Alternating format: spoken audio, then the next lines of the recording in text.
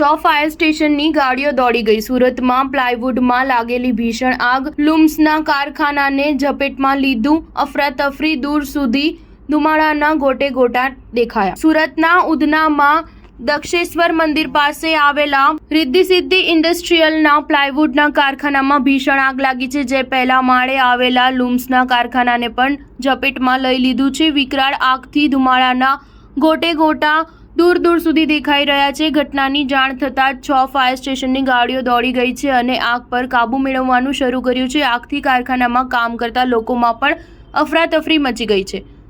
રિદ્ધિ સિદ્ધિ ઇન્ડસ્ટ્રીયલમાં ground floor ઉપર plywood બનાવવાનું કારખાનું છે, જેમાં આગ લાગી છે। ત્યારબાદ આગ ગ્રાઉન્ડ ફ્લોર પરથી પહેલા માળના કારખાના સુધી પહોંચતા આગે વિકરાળ સ્વરૂપ ધારણ કર્યું હતું। પ્લાયવુડ બનાવવાનું કારખાનું હોવાને કારણે આગ વધુ ઝડપથી પ્રસરી હતી। પ્લાયવુડમાં વાપરવામાં આવતું રો મટીરિયલ ખૂબ જ જ્વલનશીલ હોય છે, જેના કારણે આગ ખૂબ ઝડપથી પ્રસરી ગઈ હોય છે।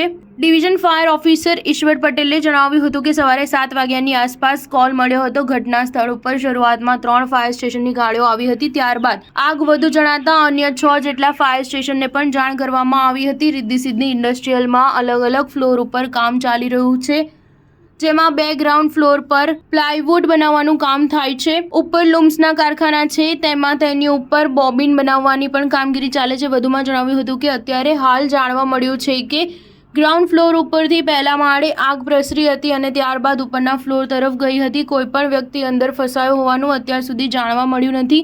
5 અલગ અલગ ભાગીદારો દ્વારા આ કામ કરાવવામાં આવ્યું હતું। ફાયર વિભાગની ગાડીઓ દ્વારા આગ ઉપર કાબુ મેળવવા માટે ચારે તરફથી પાણીનો મારો ચલાવવામાં આવી રહ્યો છે। સ્ટાર ન્યૂઝ 7 હંમેશા સચ્ચાઈની સાથે।